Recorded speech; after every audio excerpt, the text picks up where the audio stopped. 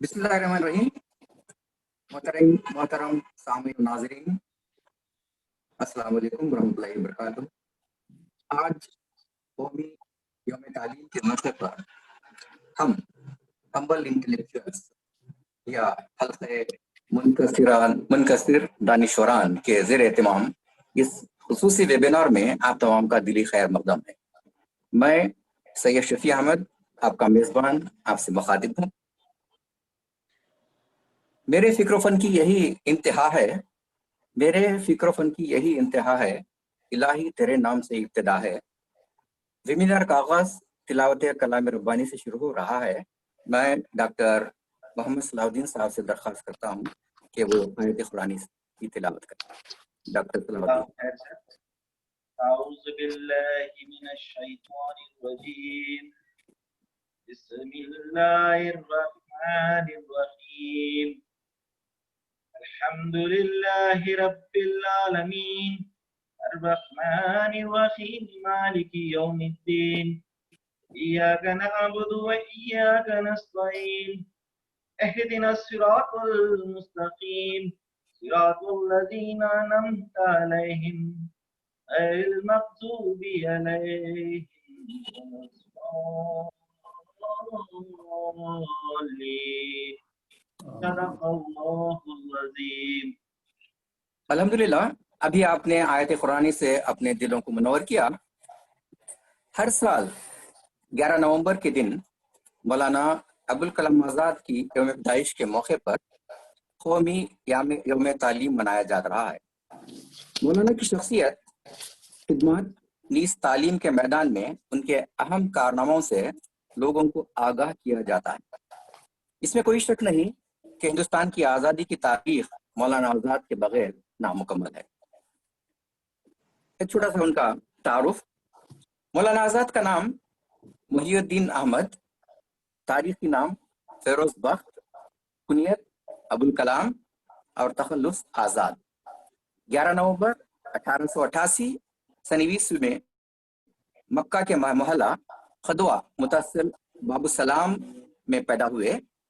मौलाना के मौरिस आला शेख बहलूल दहलवी अकबर के अहद में उलूम दीनिया और फ़लसफ़े के इमाम माने जाते थे। उनके नाना मौलवी मुनव्वरुद्दीन शाह आलम और अकबर सानी के दरबार में वज़ीर तालीम थे। उनके वालिद मौलवी खैरुद्दीन क़ादरी नक्शबंदी जयद आलिम, सूफी, मुसन्निफ और मशहूर पीर थे। 1857 सन ईस्वी में दिल्ली की तबाही के बाद मक्का चले गए, जहां अपने मुरीदों से 11 लाख रुपये फराहम करके नहर जुबैदा की मरम्मत कराई और आखिर 1898 में हिंदुस्तान वापस हुए। उनकी वालिदा मुहद्दिस शेख मोहम्मद बिन ताहिर वतरी मुफ्ती मदीना की भांजी थी। 10-11 बरस की उम्र में ही उन्होंने शेर शायरी और मजमून निगारी शुरू कर दी थी और मखजन, खदंग नज़र, अहसनुल अखबार और तोहफ़े अहमदिया जैसे जरायद में उनके मज़ामीन छपने लगे।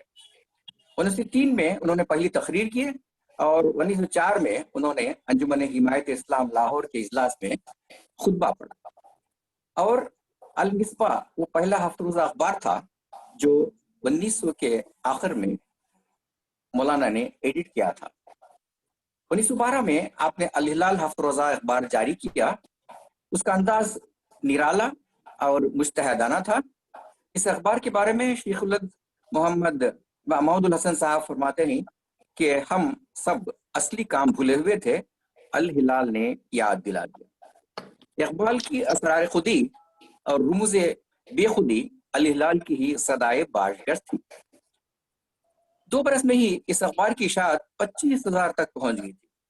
हुकूमत से जमानत जब्त होने पर आपने इस अखबार का नाम बदलकर अल बलाग रख दिया और उसे जारी रखा। 1916 में रांची बिहार में नजरबंद कर दिए गए।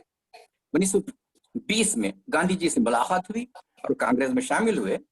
जमीयतुल उलमा हिंद के लाहौर इजलास में सदर मुंतखब हुए और इसी इजलास में आपको इमामुल हिंद तस्लीम किया गया। 1932 में इंडियन नेशनल कांग्रेस के सदर मुंतखब हुए। 1925 में खिलाफत कमेटी के सदर रहे। 1930 में कांग्रेस के कायम मकाम सदर रहे। 1940 से 1946 आप फिर कांग्रेस के सदर रहे। कांग्रेस के खुसूसी तर्जुमान की हैसियत से 1942 में सर स्टेफोर्ड क्रिप्स से बातचीत की और 9 अगस्त 1942 को हिंदुस्तान छोड़ो तहरीक की तजवीज में बम्बई में उन्हीं की सदारत में मंजूर हुई। 15 अगस्त 1947 से हुकूमत हिंद के वजीर तालीम मुकर्रर हुए। 1956 में यूनेस्को की 9वीं कॉन्फ्रेंस दिल्ली की सदारत की और 22 फरवरी 1958 में दिल्ली में इंतकाल फरमाया। मौलाना आजाद जामे सिफात और हश्त पहलू नगीना थे। जबरदस्त आलिम, इंशा परदास, सियासतदान, बुलंद पाया खतीब, फारसी व अरबी दान, उर्दू एक मखसूस तर्ज तहरीर के वो मौजिद थे और अदब आलिया में उनको एक मुमताज मर्तबा हासिल है। उनकी तसानीफ में तर्जमुल कुरान शाहकार है। उर्दू जबान में ये अपनी नोयत की बिल्कुल मुनफरिद तफसीर है। उसके जरिए मौलाना ने इस्लाम की हकीकी तालीम को रिवायत से हटकर फितरी और अखली नुक्ते नजर से पेश किया। गुबार खातर मौलाना के खतूत का मजमा है जो अदबियात की शक्ल में दुनिया में बिल्कुल निराला है। हजरत, आप वजीर तालीम 11 साल रहे और इस ओहदे पर फाइज रहे और इस दरमियान इसी दरमियान उन्होंने तालीम के मैदान में बेशुमार कारहाय नुमायां अंजाम दिए। यही वजह है कि उनकी पैदाइश के दिन को हर साल कौमी यौम तालीम के तौर पर मनाया जाता है। मौलाना आजाद ने सबसे पहले 6 साल से लेकर 14 साल तक के बच्चों के लिए तालीम को फ्री और लाजिमी करार दिया। सानवी और आला सतह की तालीम पर जोर दिया। मौलाना ने न सिर्फ मशवरा दिया बल्कि अमली इक़दाम भी किए। कई इदारे कायम किए और जिनमें यूजीसी का क़याम 1956 का अहम कारनामा है। साइंस और टेक्नोलॉजी की तालीम के लिए भी 117 और इंडियन इंस्टीट्यूट ऑफ मैनेजमेंट के इदारे भी कायम किए। गर्ज के हिंदुस्तान में तालीम के फ़रोग़ में मौलाना का अहम किरदार। अगर हुकूमतें ईमानदारी के साथ कौमी यौम तालीम के तौर पर मौलाना आजाद के तालीमी मुनसिब पर अमल करें तो हिंदुस्तान तालीम के मैदान में एक इनकलाब पैदा कर सकता है। उनके चंद कारनामे: Indian council for cultural relations 1950, 1991 में अकादमी, 1951 में शांति निकेतन को मरकजी यूनिवर्सिटी का दर्जा और 1953 में यूजीसी और 1953 में ही नेशनल काउंसिल ऑफ लेटर्स जो बाद में साहित्य अकादमी हुई। Indian council for social science CSIR, council for scientific and industrial research, institute of international studies और संगीत कला अकादमी में बेशुमार आपने इदारे कायम किए। पंडित जवाहरलाल नेहरू ने आपकी वफात पर कहा कि कोट, मैं ये नहीं कहता कि हिंदुस्तान में अजीम इंसान पैदा नहीं होंगे, यकीनन पैदा होंगे, लेकिन जो अजीब व गरीब और मखसूस अजमत मौलाना आजाद को हासिल थी वो अब ना तो हिंदुस्तान में किसी को हासिल होगी और ना हिंदुस्तान के बाहर किसी के नसीब में आएगी। वतन का कारवां उस मंजिल की तरफ रवा रहेगा, लेकिन मौलाना आजाद जो अमीर कारवां थे हमसे जुदा हो गए। और अच्छा हो कि हम उनकी तकरीर करें। हजरात, मैं आखिर में मौलाना आजाद की तकरीर करके चंद इख्तिसाबात पेश करूंगा जो उन्होंने 1947 में मुसलमानों की जो अबतर हालत थी उस पर जामा मस्जिद की सीढ़ियों पर ठहर कर आपने किताब किया था। एक बड़ा अहम तारीखी किताब है। मैं इख्तिसाबात पेश करके मैं खत्म करता हूँ अपनी बात। मौलाना आजाद की तकरीर यूं रही: अजीज़ान गिरामी, आप जानते हैं कि वो कौन सी जंजीर है जो मुझे यहाँ खींच लाई है। मेरे लिए शाहजहां की इस यादगार मस्जिद में ये इज्तिमा नया नहीं है। मैंने उस जमाने में भी उस पर लैलो निहार की बहुत सी गर्दिशें बीत चुकी ही थी। तुम्हें खिताब किया था जब तुम्हारे चेहरों पर इसमें हाल की बजाय इत्मीनान था और तुम्हारे दिलों में शक की बजाय एतमाद। आज तुम्हारे चेहरों का इस्तराब और दिलों की वीरानी देखता हूं तो मुझे बेख्तियार पिछले चंद सालों की भूली बिसरी कहानियां याद आ जाती हैं। तुम्हें याद है मैंने तुम्हें पुकारा और तुमने मेरी जबान काट डाली। मैंने कलम उठाया और तुमने मेरे हाथ कलम कर दिए। मैंने चलना चाहा, तुमने मेरे पांव काट दिए। मैंने करवट लेना चाहा तो तुमने मेरी कमर तोड़ दी। حتیٰ کہ پچھلے 7 سال کی تلخ نوا سیاست جو تمہیں آج داغ جدائی دے رہی ہے، اس کے عہد شباب میں کل بھی میں نے ہر خطرے کی شاہراہ پر تمہیں جھنجھوڑا، لیکن تم نے میری صدا سے نہ صرف اعراض کیا بلکہ منع اور انکار کی ساری سنتیں یا تازہ کر دی۔ نتیجہ معلوم کہ آج انہی خطروں نے تمہیں گھیر لیا ہے جن کا اندیشہ تمہیں صراط مستقیم سے دور لے گیا۔ میں تمہیں یہ نہیں کہتا کہ تم حاکمانہ اقتدار کے مدرسے سے وفاداری کا سرٹیفکیٹ حاصل کر لو اور کاسا ایلیسی کی وہی زندگی اختیار کرو جو غیر ملکی حاکموں کے عہد میں تمہارا شعار رہا ہے۔ میں کہتا ہوں کہ جو اجلے نقش و نگار تمہیں اس ہندوستان میں ماضی کی یادگار کے طور پر نظر آ رہے ہیں، وہ اپنا ہی قافلہ لایا تھا۔ انہیں بلاؤ نہیں، انہیں چھوڑو نہیں، ان کے وارث بن کر رہو اور سمجھ لو کہ اگر تمہیں بھاگنے کے لیے تیار نہیں تو پھر کوئی تمہیں طاقت بھگا نہیں سکتی۔ آؤ عہد کرو کہ یہ ملک ہمارا ہے، ہم اس کے لیے ہیں اور اس تقدیر کے بنیادی فیصلے ہماری آواز کے بغیر ادھورے ہیں اور ادھورے رہیں گے۔ آج زلزلوں سے ڈرتے ہو، کبھی تم خود ایک زلزلہ تھے، آج اندھیرے سے کانپتے ہو۔ تمہیں یاد نہیں رہا کہ تمہارا وجود ہی خود ایک اجالا تھا؟ یہ بادلوں کی سیاہی کی سیل کیا ہے؟ کیا تم نے بھیگ جانے کی خدشے سے اپنے پائیں چڑھا دیے؟ وہ تمہاری ہی اسلاف تھے جو سمندروں میں اتر گئے، پہاڑوں کی چھاتیوں کو رون ڈالا، بجلیاں آئی تو ان پر مسکرائے، بادل گرجے تو خہخہوں سے جواب دیا، سرسر اٹھی تو رخ پھیر دیا، آندھیاں آئی تو ان سے کہا تمہارا یہ راستہ نہیں۔ یہ ایمان کی جان کنی ہے کہ شہنشاہوں کے گریبان سے کھیلنے والے آج خود اپنے ہی گریبان کے تار بیچ رہے اور خود خدا سے اس درجہ غافل ہو گئے ہیں کہ جیسے اس پر کبھی ایمان ہی نہیں تھا۔ عزیزو، میرے پاس تمہارے لیے کوئی نیا نسخہ نہیں ہے، 1400 برس پہلے کا نسخہ ہے، وہ نسخہ جس کو کائنات انسانی کا سب سے بڑا محسن لایا تھا۔ وہی نسخہ تمہاری حیات کا ضامن ہے اور تمہارے وجود کا رکھوالا ہے، اسی کا اتباع تمہاری کامرانی کی دلیل ہے۔ حضرات، آخر میں مولانا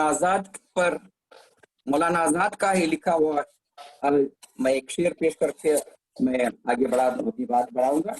تو مولانا آزاد نے خود کہا تھا کہ مولانا آزاد کی شعر ہے، کوئی نالا کوئی گریا کوئی بسمل ہو گیا، کوئی نالا کوئی گریا کوئی بسمل ہو گیا، اس کے اٹھتے ہی دیگرگوں رنگ محفل ہو گیا۔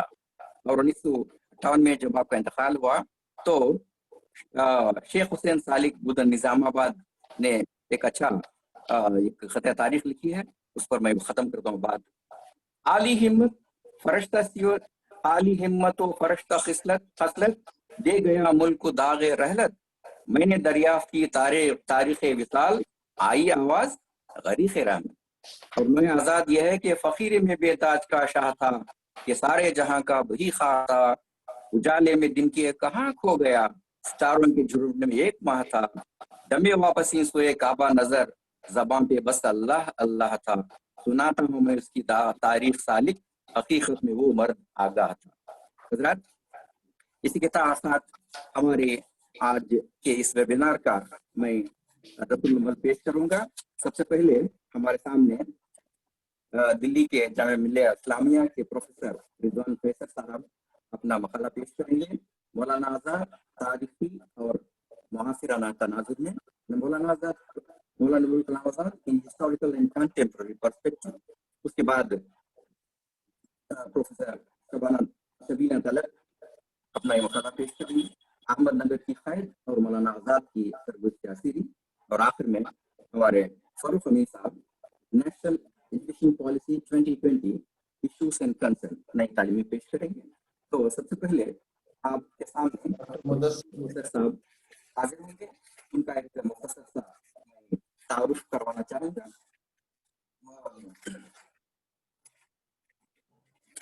جناب پروفیسر رضوان فیصل صاحب is professor Department of History and Culture, Jamia Millia Islamia. He is PhD from JNU, MPhil from JU, MA JU, BA Honors, Bhagat PhD, and research interest history of communism in colonial India, Gandhi and politics, history of Indian national movement, Muslim identities in colonial India, politics of language in colonial and postgraduate colonial India, and teaching experience आपके. He has from 89 to 94 he was lecturer, 94 to 90 same, 2005 to 2007 he was reader in Jamia Millia Islamia, 2007 to 2011 he was associate professor in the Jamia Millia Islamia, and 2011 to up to date he is the professor Department of History Jamia Millia Islamia. Administrative assignment 2009-2012 elected as member of Academic Council Jamia Millia Islamia, 2012-2012 honorary director Center for the Study of Comparative Religious and Civilization, 2014-2017 head Department of History and Culture Jamia. Publications and books, there are so many. Resisting colonialism and communal politics, Maulana Azad and the making of the Indian nation extra, and articles and papers published in the national and international. So we are happy that we are fortunate to have such a colorful and enlightened personality among us. I request Professor Rizwan Khaisa Saab to please present his paper. Professor Rizwan Khaisa. सबसे पहले तो मैं उन लोगों का शुक्रिया अदा करना चाहता हूं जिन लोगों की वजह से मैं यहाँ मौजूद हूँ। हमारे दोस्त प्रोफेसर मुजफ्फर असादी साहब ने काफ़ी पहले फ़ोन करके कहा कि भाई रिजवान एक ग्रुप है जो एकेडमी के मैदान में एक्टिव रहता है, उनकी तरफ से जब कॉल आए तो आप उनको हामी भर देना। हमने कहा कि ज़रूर, और मुजफ्फर साहब से मेरे ताल्लुकात बहुत पुराने हैं, जेएनयू के दिनों के हैं, और एकेडमिक दुनिया में और कर्नाटक में ख़ास तौर से उन्होंने अपने लिए जो मुकाम बनाया है वो बहुत ही काबिल सताइश है। फर्रुख अमीन साहब ने भी कई मरतबा कॉल किया, बल्कि मुजफ्फर असादी साहब के बाद फर्रुख अमीन साहब का फ़ोन आया कि भाई ऐसा एक प्रोग्राम है मौलाना आज़ाद के सिलसिले से, यौम तालीम उसका एक सेलिब्रेशन है, कॉमेमोरेशन है, और उसके सिलसिले से हम लोग यहाँ पर एक गुफ्तगू रखेंगे। तो फिर मैंने हामी भरी। अर्ज कहिए कि मैं उन तमाम सारे लोगों का शुक्रिया अदा करना चाहता हूँ जिसकी वजह से आज का ये वेबिनार मुमकिन हुआ और मुझे यहाँ आपके दरमियान मौजूद होने की दावत मिली।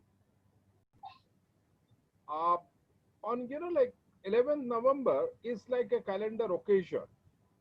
Certain calendar dates are there and we have to celebrate, commemorate, perform certain rituals. Celebration of National Education Day also comes to us as a kind of a calendar celebration, commemoration of Maulana Azad. One way of doing is that we pay our homage. बहुत अच्छे इंसान थे, he was such a great man, rest other things, and then we mind our own business. We see that Maulana Azad is someone who is, like far away in historical times, not part of our life. What do we do with that? Then we realize that कि वैसे ही थोड़ा फूल अकीदत के तौर पर and done with that. Another is to recall his services in the ideological realm, in the intellectual realm, in the realm of education and politics. So if we were to examine several dimensions of Maulana Azad's life, three that I would identify for my presentation here. One, that right from the start of his political career, which somebody would like to describe it is not as political career, but also journalistic career. Because if you remember, in the late 19th century as well as the early decades of the 20th century, anybody who performed that kind of public role also happened to be a journalist. Be that Mahatma Gandhi, or be that Shri Aurobindo, Lokmanya Tilak, many others. they all were given to publish a paper. So did Maulana Azad. But Maulana Azad was not merely publishing a paper, Al Hilal, as it was mentioned in the introductory remarks by Sayyid Saab. In the pages of Al Hilal, Azad was into construction of certain ideology that he himself believed in and he wanted his readers to believe in. There were three things which were important that we need to identify while we pay our homage to Maulana Azad. Number one, he invited Muslims to follow Sirat-e-Mustaqim, the straight path guided by Islam, guided by the Quran. So he openly invited Muslims to the straight path. But to do what? And then he said in the pages of Al Hilal that in Islam,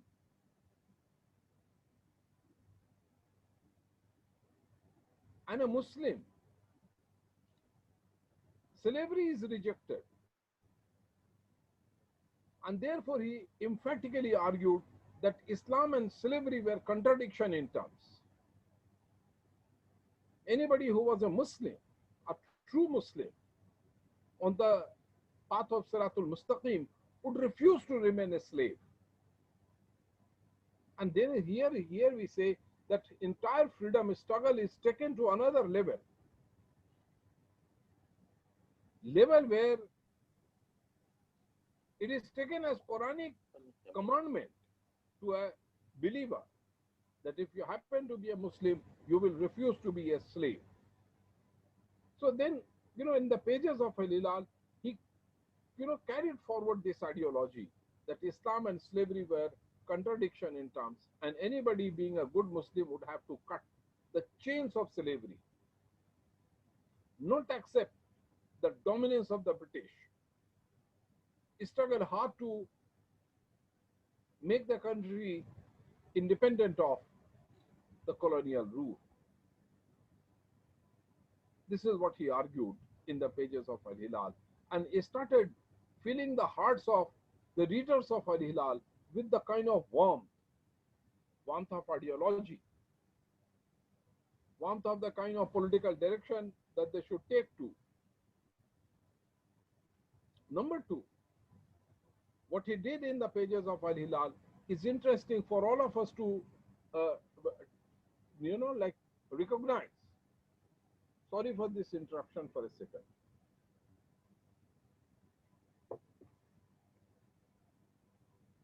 Another thing that Maulana said, and it is quite defining formulation. Well, I'm happy that so many people are part of the audience, and Professor Muzaffar Azadi being a political scientist himself, he went in for defining a minority. He said that why do you consider yourself as a minority? And mind you, minority is a term from the late 19th century and in the early decade of the 20th century was increasingly becoming common to describe Muslims. Maulana said that Muslims, as Muslims, you must never consider yourself minority. And then he went on to define minority and majority should not be determined on the basis of the numerical strength of a particular community. Minority and majority should be determined on the basis of the contribution that a particular social group, which in this case Muslims, would make to the nation building process historically. And then he said, based on this consideration, Muslims should look at their own contribution in the making of India. And in view of their contribution in the making of India, I don't think Muslims should ever consider themselves minority. There's another interesting kind of a ideological landmark that he was ideological landmark that he was creating for his readers and therefore for the entire community. Three, that he never compromised. For the rest of his life, even though he may have suffered political and ideological setbacks in life, but there's something that remained a matter of conviction for the rest of his life was the Hindu-Muslim unity. In the pages of Al-Hilal, Maulana emphasized seriously that do not fear Hindus. They are like your brothers. It was time that you go and embrace them. Don't fear them. Don't keep away from them. You have kept away from them for long. Now the time has come that you join them and become one. It is in this context that he started invoking examples from precedents from the life of Prophet Muhammad. And the famous Misaq-e-Madina, which talked about Ummah Wahida. And Maulana was emphasizing Hindus and Muslims constituting a nation as Ummah Wahida. So we see that these are the three landmarks that Maulana established rather early in his life. And on all these landmarks that he created in the pages of Al-Hilal, to the best of my understanding, he never compromised, he never diluted it.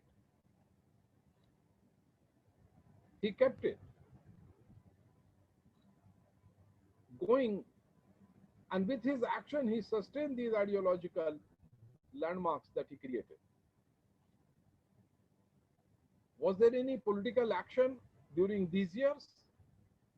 Then we realized that there is hardly any political action on the part of Maulana Azad, except that he published essays, wrote editorials, published other stories, and in a way, Al-Hilal, became a career of a clarion call of liberation of India, freeing India from the colonial rule, much before Mahatma Gandhi had set his foot in India from South Africa, much before Pandit Jawaharlal Nehru had, finished his studies, and so many other freedom fighters and nationalists in contemporary times. Here was a person steeped in, like a religious background of a scholarship, family antecedents, and rest other things. Here is someone who was giving a call such as this. Contemporary intelligence reports very clearly convey this impression that he is a dangerous man. Maulana Azad was perceived as a dangerous man in the administrative circles. That is what the reports, the intelligence reports convey. And the government kept an eye on him. Not surprising that for some cases, for the kind of issue that he raised, public statements that he issued, but the government of India decided to throw him out of Calcutta. Many provincial governments were not willing to receive him as a prisoner within the administrative boundaries. Finally, government of Bihar agreed to take him in. But while admitting him as a prisoner, he was to be kept in a secluded place in Ranchi, present-day capital of Jharkhand. But 100 years ago, more than 100 years ago, Ranchi was one desolate place inhabited by tribals, some Muslims, but they're not so educationally advanced or, like wealthy type. That is where Maulana Azad was sent to in April 1960. Two things that he does in Ranchi that he wrote Tazkira, kind of an autobiography in Urdu, is worth reading, except that the language that he uses, that is of course Urdu, is heavily Persian laced. Some of the Arabic expressions also find frequent entry in his Urdu.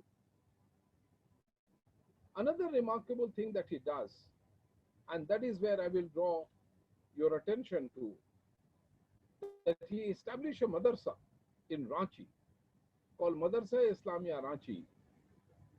And before he established Madrasa Islamia Ranchi, he had established Anjuman Islam. Under the auspices of Anjuman Islam, he established this Madrasa Islamia. It's a landmark to understand that how modernization of madrasa Maulana Azad had visualized almost 100 years ago, that many madrasas have not been able to do till date. As we frequently observe that in the name of modernization of madrasa, all that we get to see is the few computer terminals kept in a madrasa complex, projected as modernization of madrasa, without addressing the question of pedagogy, without addressing the question of curriculum and syllabus that may be prescribed for madrasa education. And that is what Maulana does. He brought in an entirely new set of curricula, and he prepared the syllabus of Madrasa Islamia Ranchi himself. And in the syllabus, subjects that he included are interesting: mathematics, science, geography, Indian history, world history, and of course the traditional Islamic subjects, Quran, Hadith, and these things. He was working on a method of improving upon, possibly working anew, pedagogy. He was looking at possible products of madrasa, not just as muallimeen, teachers who would impart knowledge in a madrasa institute. He was wanting to produce a group of muta'allimeen. The distinction between muallimeen and muta'allimeen is that muta'allimeen would be educationists, muallimeen would only be teachers. This is what he does. Another interesting aspect of Madrasa Islamia Ranchi was that a number of Hindus from Ranchi contributed towards building of this madrasa. The topmost person who made maximum possible contribution, named as Rai Sahab Thakur Das Rais Ranchi. There's a marble plaque is still within the premises of Madrasa Islamia Ranchi, which mentions the names of people. There were altogether 31 people who contributed towards construction of the building for Madrasa Islamia Ranchi.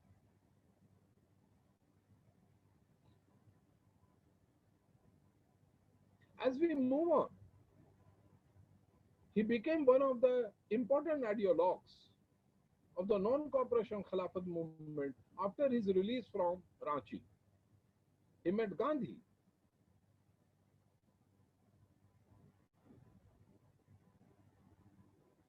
But when the movement was underway, Maulana Azad emerged as one of the significant ideologues. Even in the context of non-cooperation Khilafat movement, Maulana kept on emphasizing fight for Khilafat was important, but he gave another twist to this fight for Khilafat. He said fight for Khilafat was essentially a fight to liberate India from the colonial rule.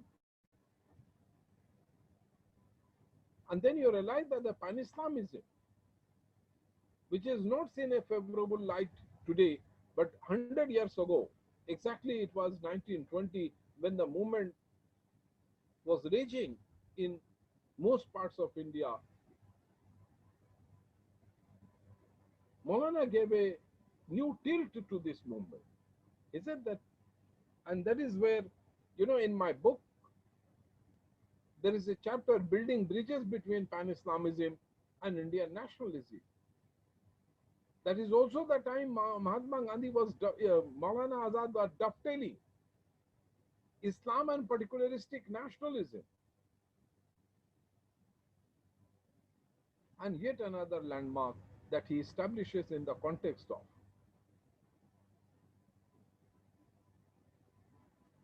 his political journey. But while he was, mounting on the political journey, he was leaving behind ideological landmarks.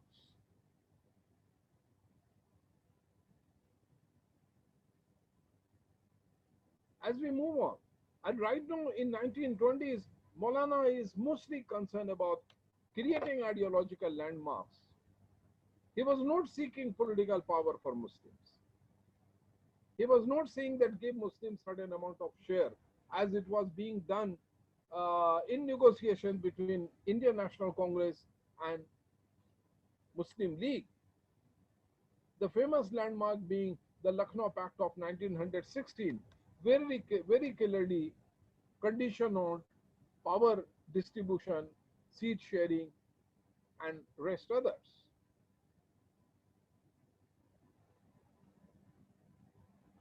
But into 1930s, Maulana Azad realized that in the journey of the nationalist movement, power was also becoming accessible. It had already become accessible through the provisions of Government of India Act 1919, but much more so in the context of the Government of India Act 1935. With the coming of the provincial autonomy and a very distinct possibility of power being accessed by Indians, Maulana Azad started becoming sensitive to this question.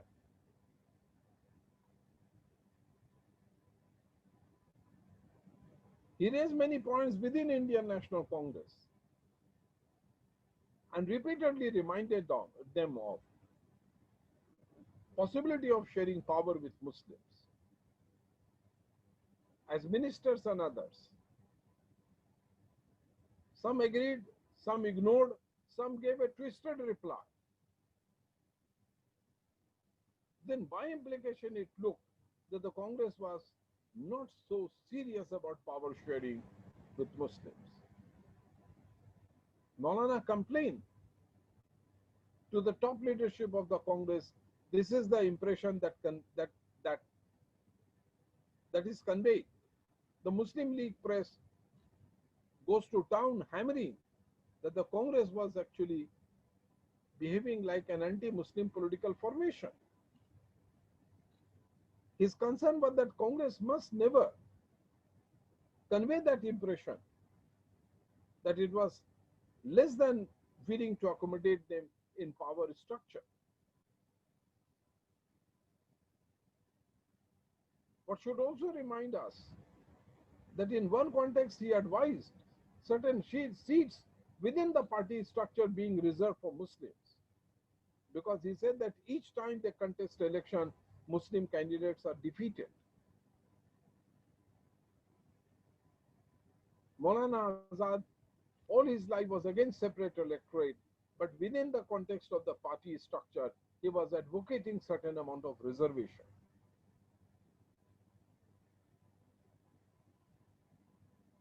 Comes 1940, when All India Muslim League went in for adopting two-nation theory. And it looked that Muhammad Ali Jinnah and Muslim League would carry the day. But ideological challenge was coming. One was in the form of the speech that Maulana delivered in March 1940 at Ramgarh, place where he was like he had already been elected president of Indian National Congress and he was to give a speech there. He laid his focus on inheriting the Islamic antecedents, traditions of 1300 years. He said not for a minute he was willing to compromise and dilute on his Islamic heritage. He said that I own it up. And at the same time he said, there is hardly a moment when I forget my Indianness.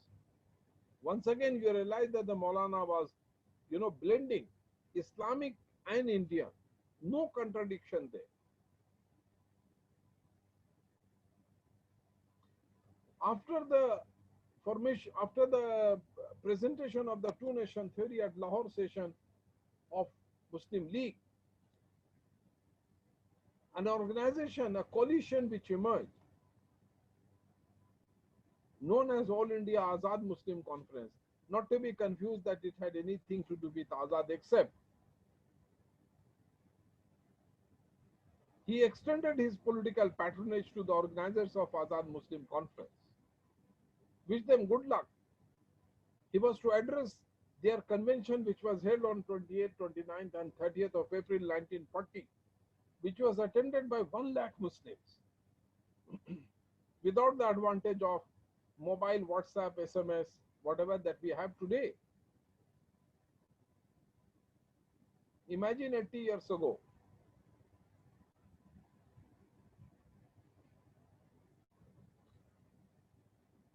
And it openly challenged the Muslim League. He said that it is for the rest of the world to come and see who represented Muslims. They said that we as Muslims are a community, not a nation. Condemned Muslim League, Muhammad Ali Jinnah and the demand for partition of India and making of Pakistan. Maulana Azad extended his ideological patronage to them. Negotiation with the Cripps mission, cabinet mission, Wavell, all that happened. It requires deeper study to understand what were the intricacies and complications. And yet, Maulana's concern was one, whether negotiating with the Cripps mission or participating in Wavell plan discussion in Shimla or negotiating with the cabinet mission, Maulana's concern was only one. India must never be partitioned. India, under all circumstances, must remain united. And therefore, it should not surprise the saddest man in the Congress Working Committee when 3rd June plan was being discussed was Maulana Azad. He did not agree with this. Even on 14th of June 1947, All India Congress Committee had met to endorse the Congress Working Committee decision of acceptance of 3rd June plan, which is also known as Mountbatten plan. Everybody spoke and stated that this is the best plan under the circumstances and we should accept it. When it was Maulana's turn, he said, sorry, I do not agree with this line of thinking that Mountbatten plan is the best alternative under the circumstances.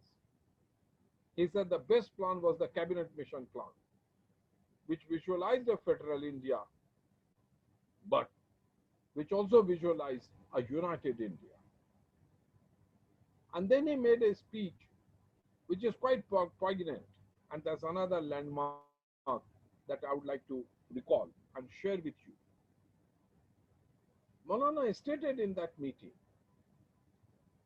that today, that is in the context of the Mountbatten plan and Congress acceptance, All India Congress Committee's acceptance of Mountbatten plan, today the country is being divided in the name of religion. Hindus and Muslims, Islam and Hinduism. Nobody must forget that today even Muslims were being divided. Some Muslims would become Pakistanis, and some Muslims would become Indian. But those who would stay in India would overnight become alien in their own land. They would be looked at with suspicion and treated with contempt.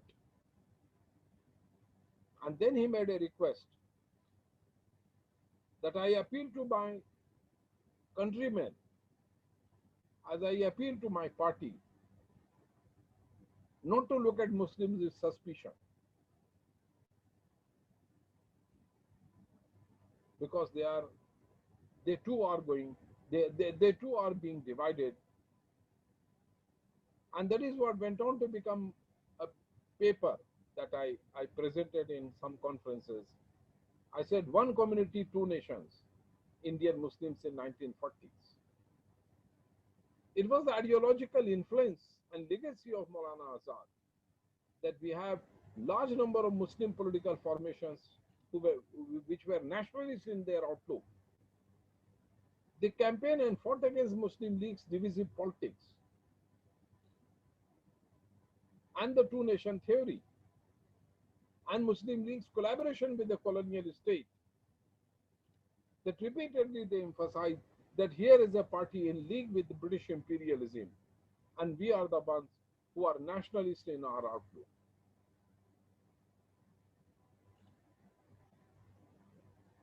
When we walk into the future, let us walk into the future with a sense of confidence. Confidence of that we should capitalize on from the pages of history, from the ideological landmark that Maulana Azad created in the course of his own journey, political and ideological.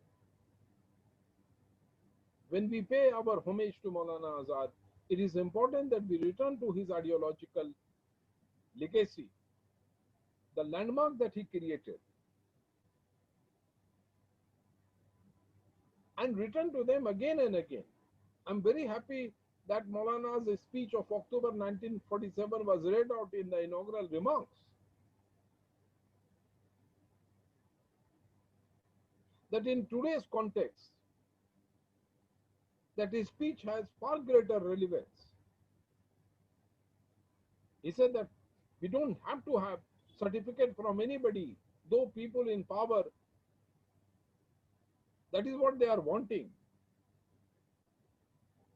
That citizens should go and seek certificate of their citizenship. This was Maulana said in October 1947. Muslims don't need to do that. Towards the end of it, I'm not getting into Maulana's role as Minister of Education. There are landmarks, lots been pointed out, but time is short. I have already consumed a little more time than allotted to me. So very quickly, I would like to sum up. Maulana's role and landmarks that he created in history have great relevance even in our contemporary life. When we locate Maulana Azad in historical perspective, I think simultaneously this is important that we locate him in our contemporary life as well. The ideological legacy and the landmark that he created, do they find resonance in our life? Do we need to return to those legacies and landmarks time and again? My humble submission would be that making use of an occasion and a platform such as Humble Intellectuals, an occasion such as 11th November, even though calendar, yet we can make best use of it to convey this impression to ourselves as well as younger generation that there is plenty that you contributed to the making of this country. lot of sacrifice went into. It is that we can capitalize on. It is that would become, we will have beacon light coming from history while we walk into the future. At the end of it, let me thank organizers once again for giving me an opportunity to share my rambling thoughts with you. Thank you, Professor sir. Just now they had a very good account of the like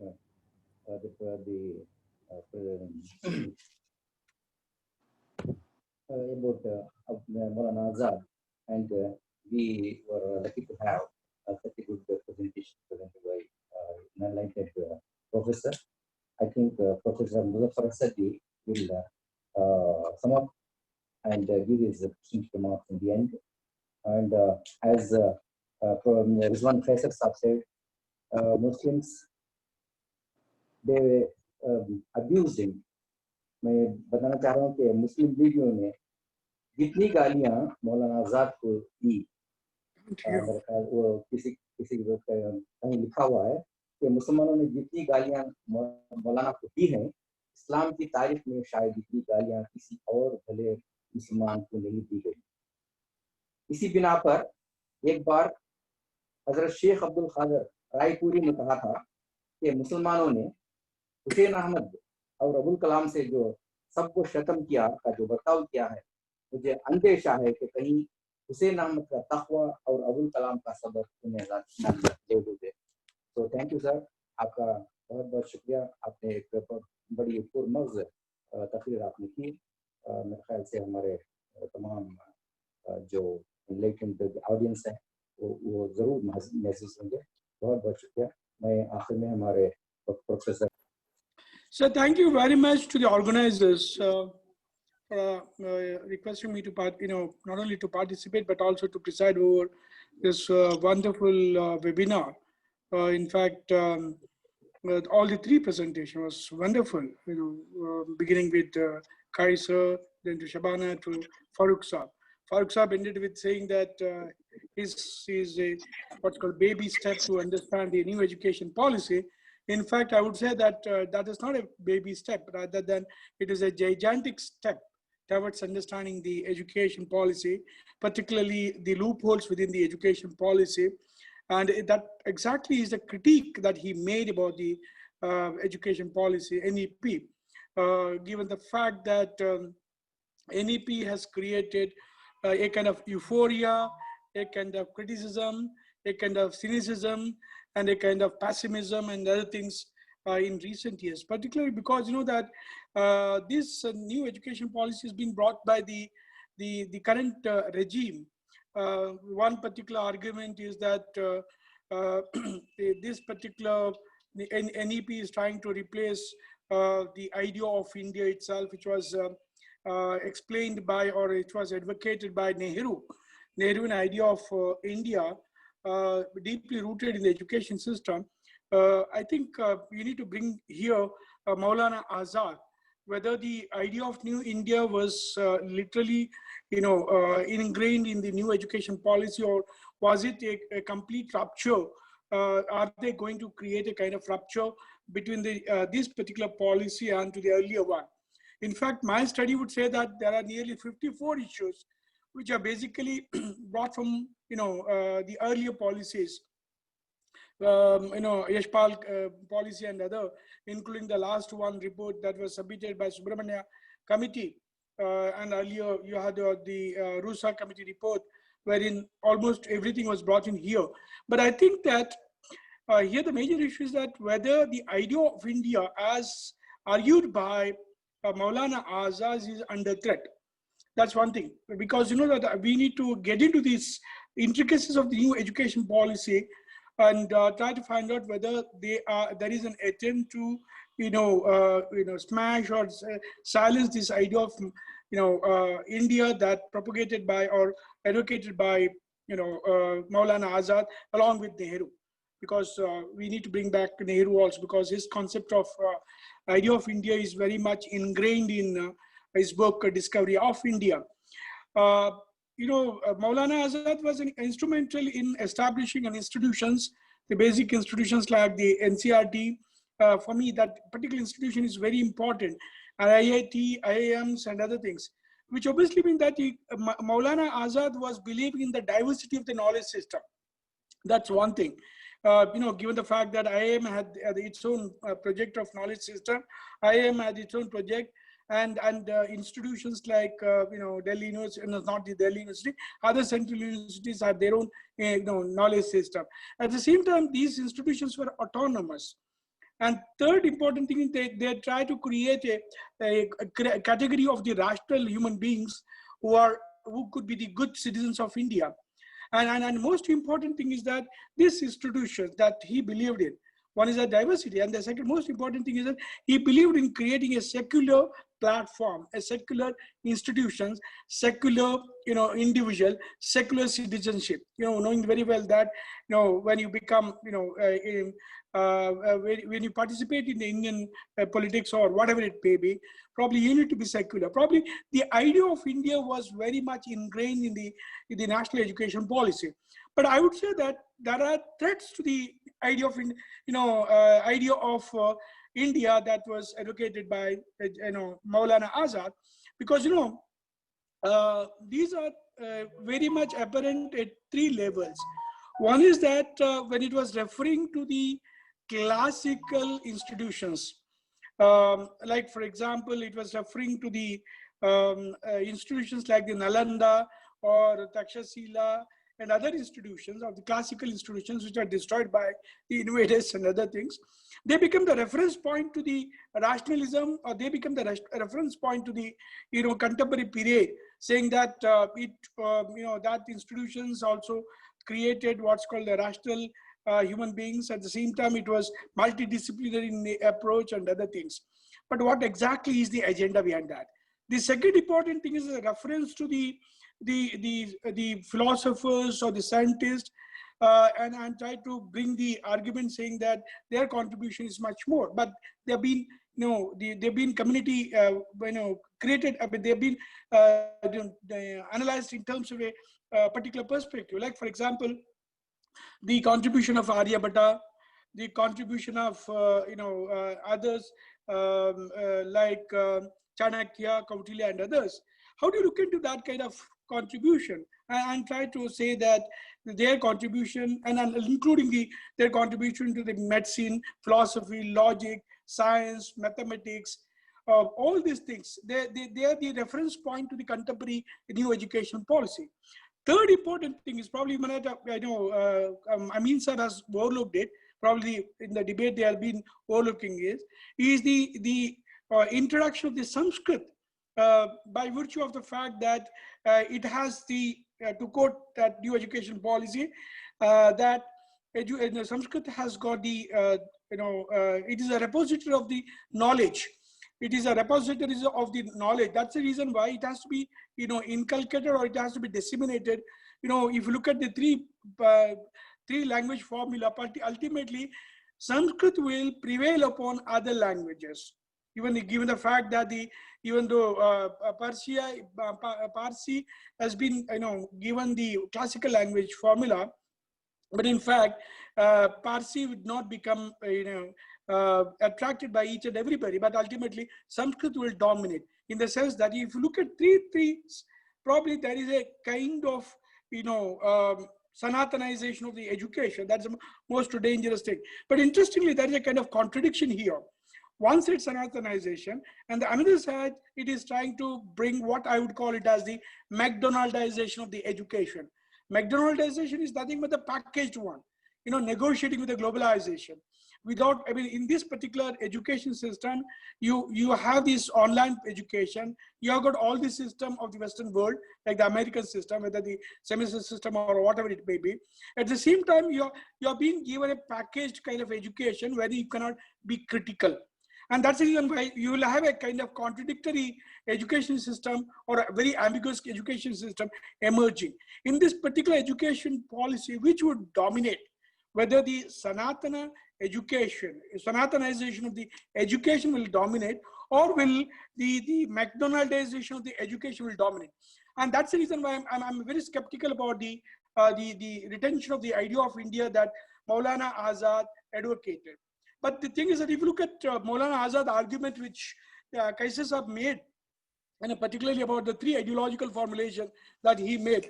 One is that the Muslims are not the minorities. That's a wonderful argument that Maulana Azad made it.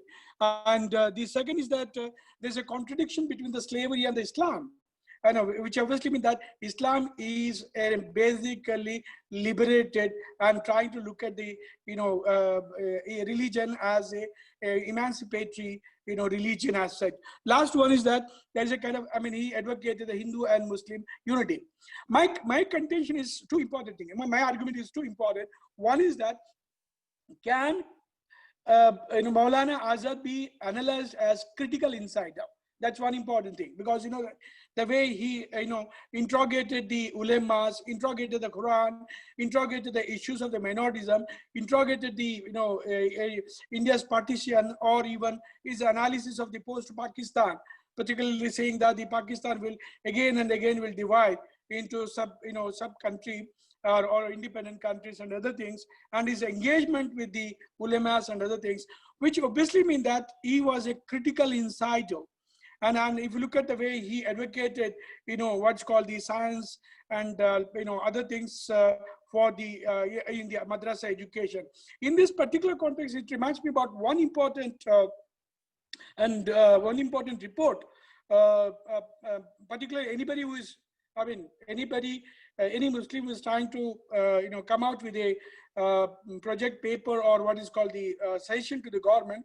Probably we should look into the 1905 report of the Bengal government on the Muslim education that has not been referred to by anybody, and that report is most important because that report contains the issues about the how to transform this one madrasa education or maktaba education, or how to advocate it. It came out with the session. I think the more than 130